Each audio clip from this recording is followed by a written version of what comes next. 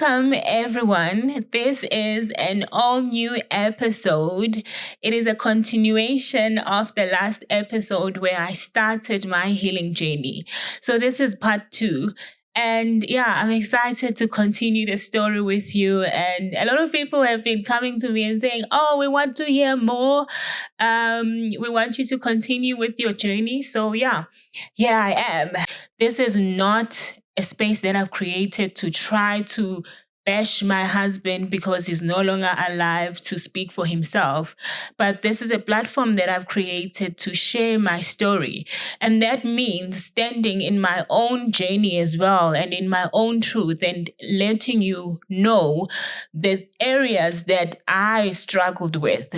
And just take you step by step onto my experience. And so, yeah, we started off on part one. I explained where my healing journey started. I explained what healing means to me. And I think in this episode, I really want to focus on truths that I needed to focus on in order to move forward after a very tragic event took place that shifted my life, shifted my perspective, and just shifted how I journeyed forward with my healing. And so, yeah, we moved to Joburg. We started our lives, still facing the same challenges. My husband was still struggling with, his alcohol intake and spending time away from home, disappearing basically on weekends, and everything that came with that. Obviously, infidelity, which at the time I really didn't have. I would honestly say I didn't have like hardcore proof that he was doing it, even though people would say here and there, they will give me they will tell me stories of, how he was at a restaurant and he was busy bringing girls around and all of that. And whenever I would confront him, it would always be, hell no, I would never do that. Like he would deny it, that I would end up even questioning myself. I would question my sanity. Am I making things up here in my head? Because of how convincing he would be when I would confront him about situations and he would completely deny them. And so we moved here. My husband fell ill. I think it was 2023 May. Yeah, 2023 May. He fell ill. He needed to go to hospital, and it was a very severe issue. He was in basically the ICU for I think about maybe 3 weeks, and he needed highly intensive care. So it was obviously a very tough time when he was in hospital. And I think it gives you an indication of how hard life would be if that person is no longer, available in your life. And for me, he was a huge part of my life. It's my husband. It's the father of my child. This is my life. This is someone I live with. And he then recovered. Thank you to the doctors in Sunny Hill Netcare Hospital. He recovered. He was able to come back home, was able to start going back to work, and obviously he had changes. The doctors told him that he needed to make changes in his lifestyle. So I was like, okay, this is what we're going to do together now. You're going to be eating the same food that I'm eating. And So we were very hopeful. And I think for a month when he was recovering and when he went back to work, I got to experience a different side of my husband. I think I'm always grateful now when I look back, because I'm like, in that month, he definitely was the husband that I had always, believed him to be. Because you don't marry someone because you believe in their failures. You marry someone because you believe in their goodness. You believe in the best characteristics that they show you. And so for the month when he was in recovery and when he had gone back to work, I really saw a different side to him. He was, obviously, he was home on weekends, so he was not going out anymore. And, we would make sure that on a Friday we watch a movie, we're spending time together, we buy some snacks, so we have something to nibble on. That time, that quality time that he was able to spend with us, I really look back on it and I'm super grateful. I'm so thankful that we got the opportunity to do that. And so he recovered and started moving backwards, started not taking his medication the way he's supposed to. He started going, disappearing again and going on alcohol binges. And I guess in his own mind, he thought, I'm fully recovered, then I don't need, or I can now, I don't know what happens, but I do know that it's obviously was an addiction situation. He was not in his right mind to make that decision. And so I think around November, that's when my life changed completely.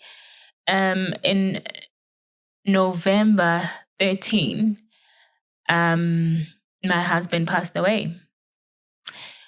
And from my understanding, it was an instant organ failure. And oh my God, I can remember that day even now where I got the news. It was actually my sister-in-law who came and told me what had happened. And yeah, it was a tough situation.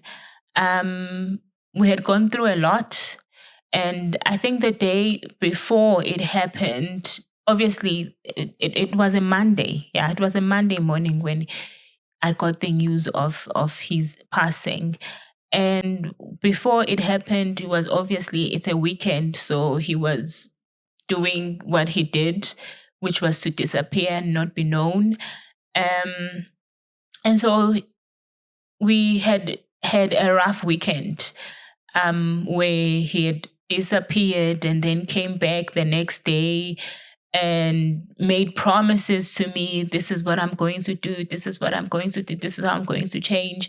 And then he left again to go and watch a soccer match and didn't come home again the next day. And I think in that moment, I was like, you know what? I think we need to take some time apart and really think about how we're going to move forward. Because I knew in that moment that I no longer wanted this to be my reality. I needed us to reevaluate what we are doing and how we can move forward from this situation. I had gotten to a point where I knew that I wanted things to change. It was no longer an option, was no longer something that I considered. I knew that things had to change. It's not how I wanted to move forward in our marriage. And I always believed in him. I always believed that he could change. It was just a matter of when is he really going to get to that point of saying, I think I really need to make changes in my life now. And so I got to a point where I was like, okay, I think we need to take some time and just think things through. When we are ready, then we can come back again and see how we can move forward. I think in that moment, I just wanted a decision. I wanted us to reevaluate where we were, and I wanted us to find a path forward. And if it needed to include family coming in, a family meeting, I was open to that, because I was like, I got to a point where I'm like, this is not the life that I want to live. And this is not the example that I want my son to learn from his father, that some days he would just disappear and we would just be by ourselves. And so then he left, and that was the last that we would see of him. And when the next day, then I hear that, gosh, when I hear the news that he has passed away, it's like you question yourself, you question your sanity. Was it my fault? Was it me, maybe saying that we needed to take some time to think things through that, led to that situation? There's a lot of things that come into your head. And unfortunately, it wasn't just my husband passing that I was dealing with, but it was everything else that came with him passing. Because when he passed away in a B&B, and he wasn't alone. He had a girl with him in that situation. And when I found that out, that's when everything else came to light. So it was okay. So all this time when he would disappear, this is what he was doing. Because for me, I think I just had my head in the sand as well. I just didn't want to believe that he was being unfaithful in any way. I don't know what I was thinking, because the signs were there, but I just didn't want to believe that. So when that happens and then everything comes out, I was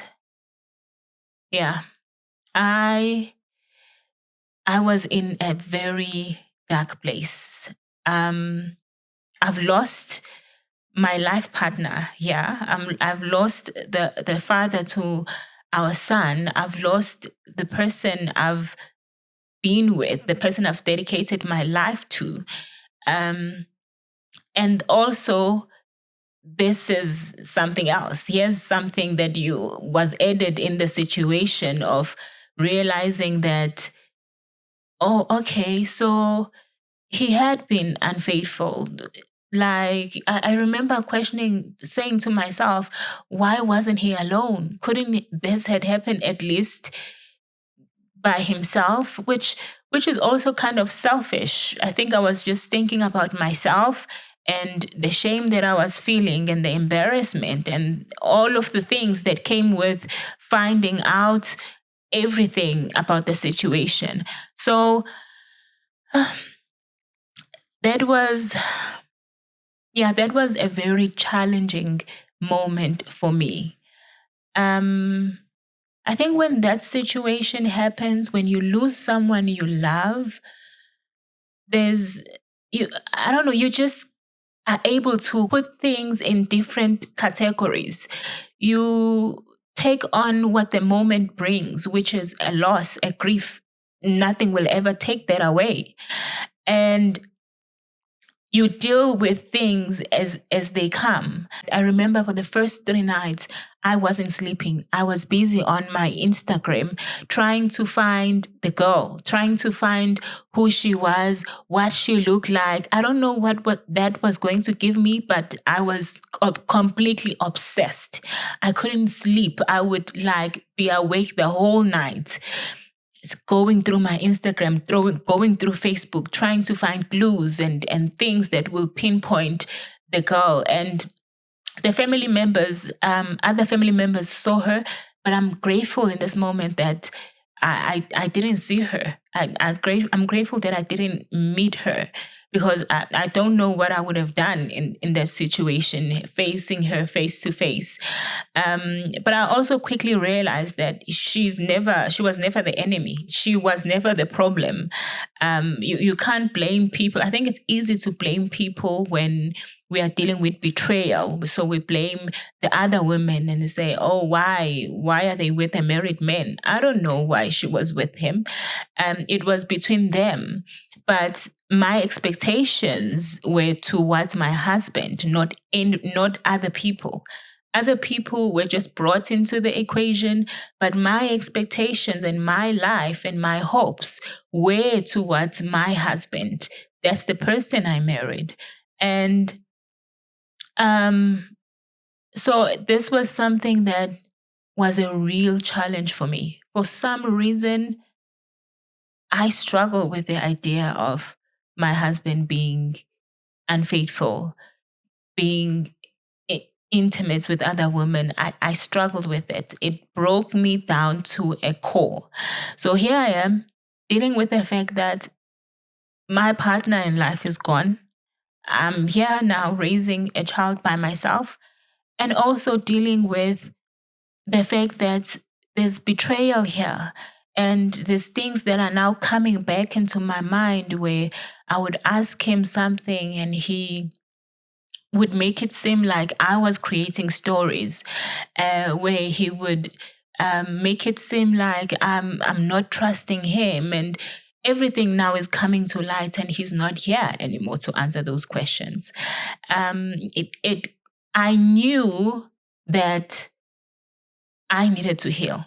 That's the thing that I knew I needed to do. There were three things that I knew to be true in the situation. I had a child that I needed to raise who will never know his father. It's so sad. Like, it makes me so sad to even think about that, even today. I have a child who will never know his father. And I will have to tell him about his father. And what story will I tell him?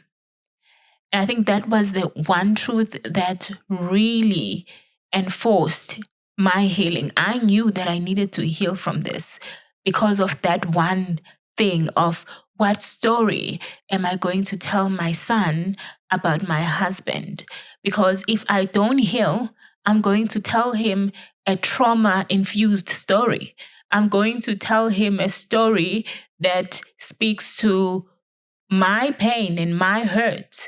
I won't be able to stand on the truth of who his father was and how much he loved him and how much he cared for him. So that was the one thing that really informed my healing journey, to say, what story do I want my son to learn from this situation? And what type of a mother do I want to be? Because now it's just me. There's no other parent that he has. There's only me. And the second truth that I leaned into was that God is not to blame for the situation, and God is not the cause for this situation. That was a very tough one, because when all of this unfolded, I was mad, guys. I was angry with God. I remember I was a religious Christian. I was doing what I felt I needed to do to be a good Christian, because we are told that if you do good, then good will come back to you. So I was mad. I was like, but God, I had been doing everything that I knew to do that was right. But all of this was happening behind my back, and you did nothing to protect me. Those were the questions that I had for my father. And I was able to ask those questions because I had transitioned from having a relationship with a God, but to having a relationship with my father. So he was no longer a God. He was now a father. So I was able to go to him and ask and be like, But how could you allow all of this to happen? How could you put me in such a situation and do nothing to protect me? Because I felt so much shame that my husband passed away in that way. And everything was out in the open now. People knew that, okay, he was unfaithful. And according to the world standard, if someone is unfaithful, then it becomes the other partner's fault, especially when men are involved. If a man is unfaithful, then what is the woman doing or what is the woman not doing? You are blamed for someone else's character flaw. And so I carried a lot of shame with regards to that. And my shame, well, I took it back to God. I took it back to my father. And I'm like, how could you put me in this situation? You knew what was happening all along. Why was I not protected? Why was I not cared for? And I remember having that conversation with God while attending an all-night prayer. And I would go to, listen, you guys, I would go to church, sit at the back of the back. If there was the last chair by the door, I would be sitting there. And people would be praying, they would be walking up and down, and I didn't have the energy to pray. I was mad as hell. I was sitting there just asking questions, just asking him how could he put me in such a situation? How could he allow all of this to happen? Why did he not do things differently? And I remember a time when I was asking those questions and I had a strong impression in my heart. I felt my father saying to me, this wasn't me. You cannot associate me with things that cause you pain. I'm not like that. And I stood up in that moment and I just believed. I believed in my heart of hearts that God is not the cause of my pain.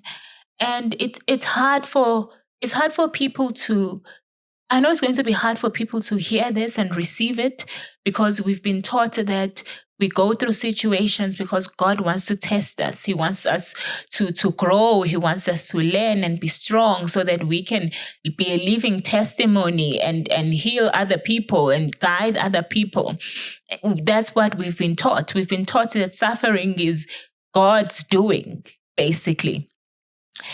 For me, and what I have experienced of my father, he's not like that. He's not trapping me with tests to try and make me prove my worthiness or how much I love him. He's not like that. For me, I knew in that moment that my father didn't orchestrate any of this. My husband has passed away, and I also knew that my husband passing away in that situation, it was not a choice for him. And I need to explain these things because I think I've come into a deeper level of thinking and a deeper level of seeing things that I know it needs explaining. So I know we look at people and we say, oh, people make choices. You know, you made a choice, then you have to deal with the consequences of your choice. But I've discovered that the choice is basically an option. That's how you define a choice. A choice is an option. You are choosing between two or more things, and you choose which one you would likely do. Now, if you have a background of trauma and you haven't healed from the trauma, you cannot be trusted to make the best possible decision. You will make a decision that will speak to your trauma. You will make a decision that is trauma informed. You will make a decision based on the story that you told yourself while you were experiencing the trauma. And so when we make it seem as if people should know what to do and they should know what to choose, I really don't believe that. I believe that you can choose only when you can actually make choices when you are healed, when you are healing from the things that have, influenced your life and influenced how you have become. And so I knew, I was very clear that my husband would have not have chosen in his better state of mind, in his healthiest version, he would have never had chosen to pass away in that situation. I was clear that this was not God's doing. He wasn't punishing my husband for the choices that he had made. He wasn't punishing me for anything. He wasn't trying to perform something bigger than what it was. The moment that we were in was a loss of someone who was a huge part of our lives. And God, my Father, showed up in that present moment to guide me on a daily basis. I remember telling myself that it's okay. Today, I need to take 1 minute at a time to just survive the day. And I had to move from 1 minute at a time to 1 hour at a time, and move to one day at a time, 1 week at a time. It is so hard, you guys. A loss. I'm really not a person who likes to compare painful things. I don't want to say this is more painful than this, but a loss it's like a nightmare. It's like 1 minute this person was here and the other minute they're gone. It makes you to question your sanity, because your mind is accustomed to seeing this person like death is just, it's a pain and a reality that is completely insane. That's the only way I can describe it. It makes you question what is normal and what is not normal. It makes you question reality, because reality completely shifts. A person is just gone forever, gone without answers, gone without explanations. And we try to make up stories as people to understand the scenarios, but still those stories will never be enough, because they will never bring the person back. Because actually the issue that we have is we miss the person and we want them back. And so we ask these questions, we make up scenarios to try and fill the void. We accuse people to try and fill the void, but the void can only be filled by time. It needs time and space. And so I knew those two things, that firstly, I needed to heal for my son's sake. And also, God was not responsible. He was not the cause. And also, the third one was, if I blame my husband for this, I will live in shame. I knew that with blame comes shame. If I'm going to sit back and point fingers at my husband and the choices that he made, then I would forever live in shame. I would forever be trapped in a situation where I will identify myself. It's not even about other people, but I will identify myself as someone who was never good enough, as someone who was cheated on, as someone who, it was not deserving of complete and fullness of everything that love has to bring and has to give. So I knew all of those things, and I had to make a conscious decision to say, I need to release this.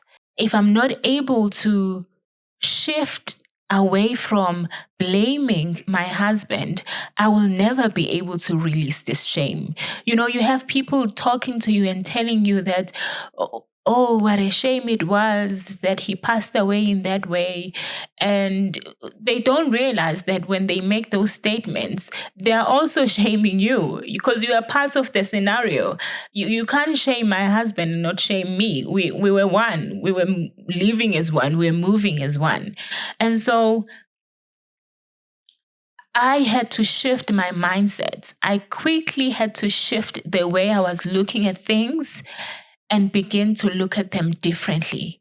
And remember the things that I had learned in my own mental health journey.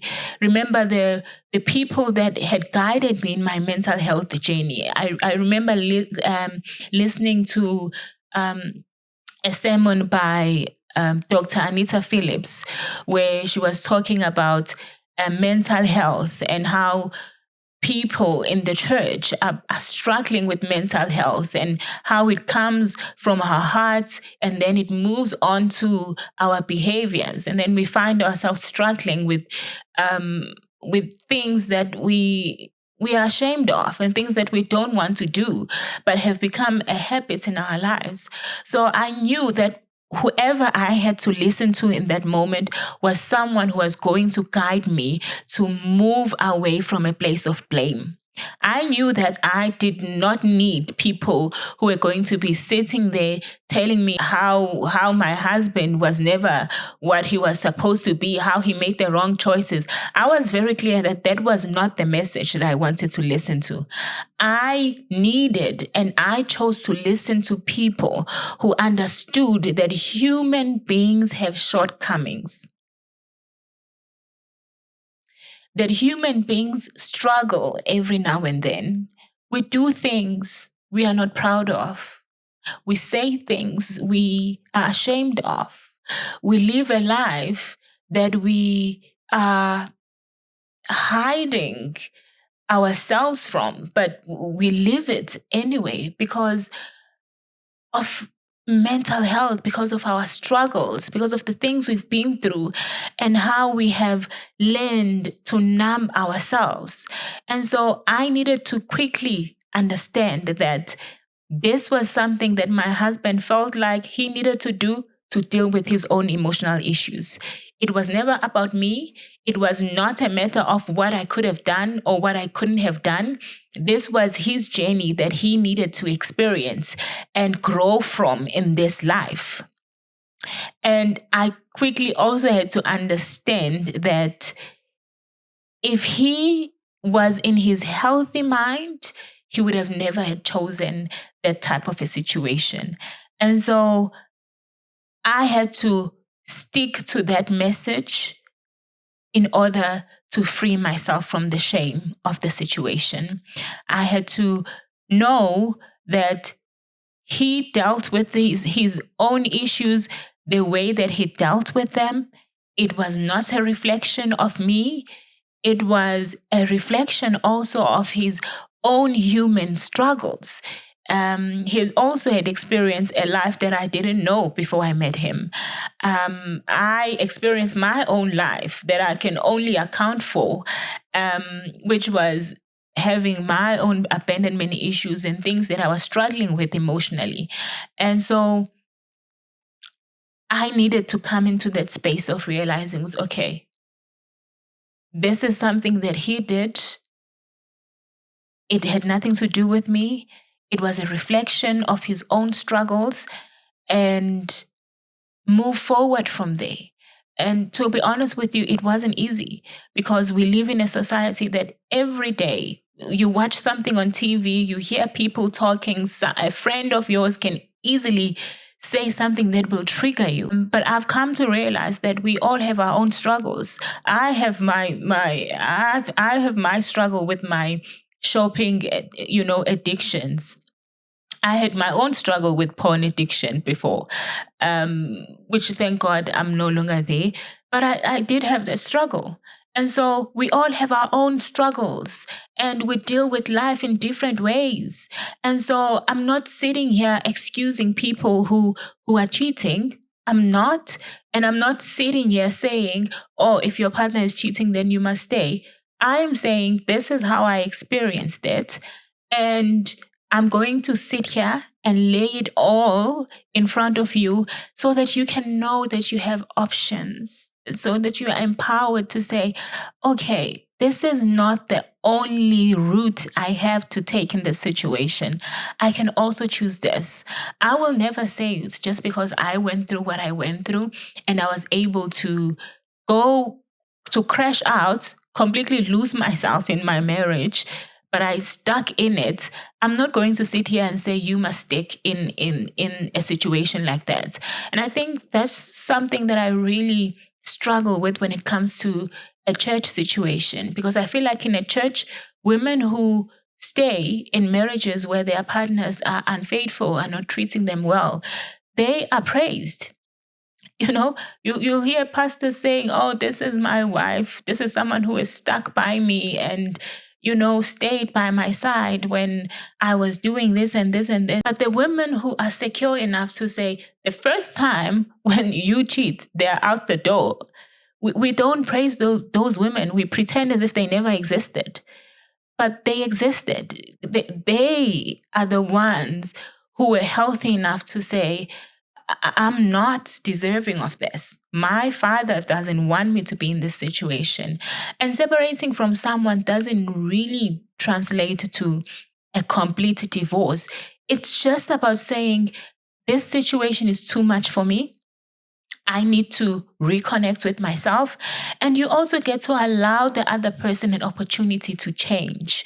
You allow them an opportunity to experience life by themselves and figure out what is really important to them, And I think that's something that we need to embrace as women, to say, if I'm in this situation and it is really affecting me, I have changed in terms of behaviors. I'm no longer the woman I once was. You completely lose yourself when you are in a situation where your partner is having relationships with other women. You lose yourself as a woman. You lose your drive. You lose your sense of clarity. You lose your self-esteem. You lose confidence.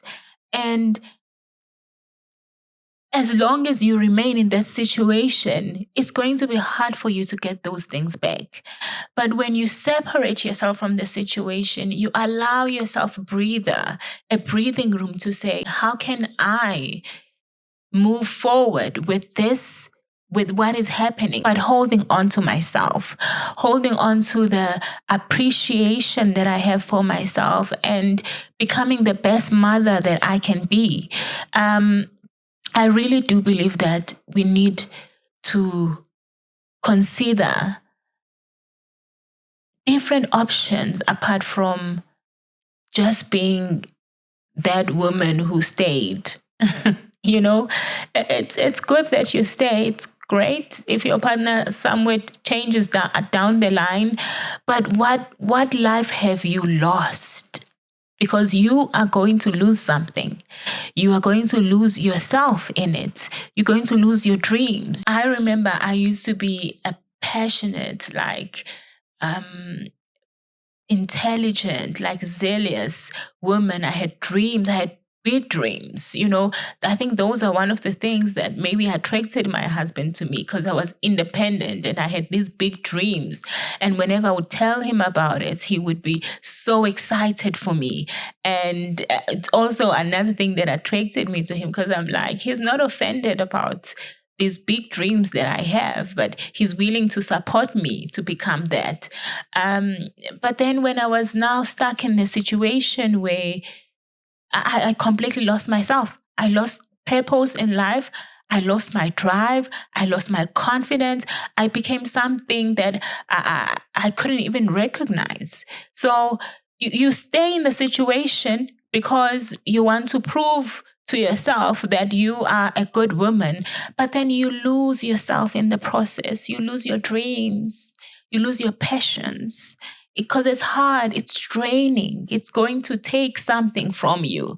So if you are that woman who was like me, who's who struggles with the fact that your partner is not there for you emotionally, is withdrawn from the relationship, who struggles with the fact that your partner is not showing you the attention that you want, and they are out there running around with other people and in the streets, basically.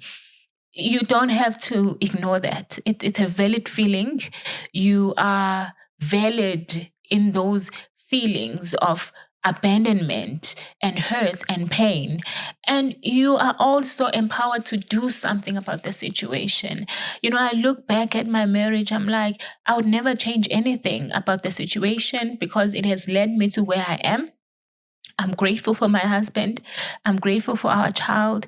I'm grateful for the experiences we have. But I look at myself now because I've worked on myself and I'm like, if I was secure in who I am, if I had like a secure attachment background, I would have left the moment, the first night where he chose not to come back home.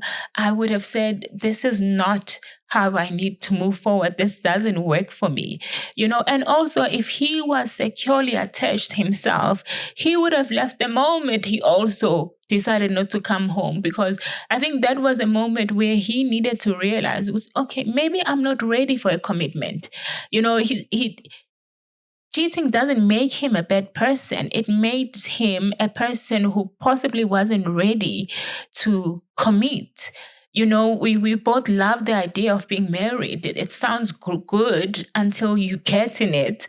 And then you realize there's certain aspects of your life that needed to heal first before you can actually embrace this journey of living your life with someone. So those are the things that I hope my story, me telling my journey, will help someone else. I don't want you, just because I went through what I went through and I had this experience that I'm sharing with you. I'm definitely not saying you need to have the same experience as me. I'm saying, hello, you can have a different experience as me. God wants you, like our Father wants you to have a good life experience. He wants you to enjoy this life that you have. And you don't need to be like we say these things, man, in church of you need to carry your cross. No, Jesus carried the cross. So we don't have to carry the cross, So you don't need to be sitting there struggling with life and not getting help. If there's a way for you to get help, I would advise whoever is going through a situation of a very hard, tough, maybe even a toxic marriage, I would advise that you start getting help for yourself. Even if you're not ready to leave the situation, stay, but make sure that you are getting counseling, get therapy, get people who are going to guide you through the emotions that you are feeling, because those emotions are valid. They are not a lie. You are not making them up. They are valid. And I know that this life experience that I have shared with my husband has been the best it could have been, because we tried. We gave it all we had. We gave it all we knew how to give. He gave it until his last breath. He was also going to fight for the marriage. He was also going to stick in it. He stayed in it when I was my worst version. he stuck by me when he could have just walked away. But he said to himself, I've made a commitment and I'm going to work it out. And I've always believed that he would change in some scenario, in some situation. And I look back now and I'm grateful to that 1 month and a couple of weeks where I got to see, if he didn't have to go through what he went through as a human being, maybe this would have been my partner. I got to get a glimpse of how he would show up in our lives as my husband, as a father to our son. And he was an amazing father. He was the best father I have ever known. He showed up for our son in a very deeply loving way. And so in memory of him, I hope that the message people get from this episode is we can heal, we can grow, and we can learn. And what you are today in terms of behaviors, it doesn't define who you will always be. You can change. You can surrender yourself to change, surrender yourself to people who can help you, who can guide you. Your mistakes are not your identity. They are just a part of your journey, and they are here to guide you to where you need to be. So you are allowed to change, and you are empowered to change. That's what life is about. That's what this whole journey that we take here is about. It's about us learning, growing, healing, and becoming the best version of ourselves. So that's what our Father wants. That's the whole life design of us venturing back to who we were created to be. And at the core of who we are, all of us, we are good. We are good people. We want goodness. We want to be surrounded by goodness. And it's hard to say this because of everything that goes on around the world. You know, when we are at our worst version, we are at our worst version. When we are unhealed, we are terrible to everyone, to other human beings, to the nature, to everything that we touch, we destroy. But also I do believe that at the core and at the truthness of who we are as human beings is goodness. We are good. And I just hope that we can all wake up into that goodness and also believe that our Father is good and He wants us to experience and enjoy a good life. You can enjoy life. You are allowed, you are empowered to, as we journey through life together, as you continue to follow my journey, my story, you are also empowered to say, I can enjoy my life, to heal and do what you need to do to experience a much more enjoyable life experience. Thank you for tuning in, and I'll continue to have these sessions on my safe corner and just allow you into my world and share my journey, hoping to connect with you in a deeper way. I remember I have no desire to change your mind or preach to you in any way. I only have the desire to say, this is my journey. And if you can connect with it, let's walk it together. So yeah, see you next time.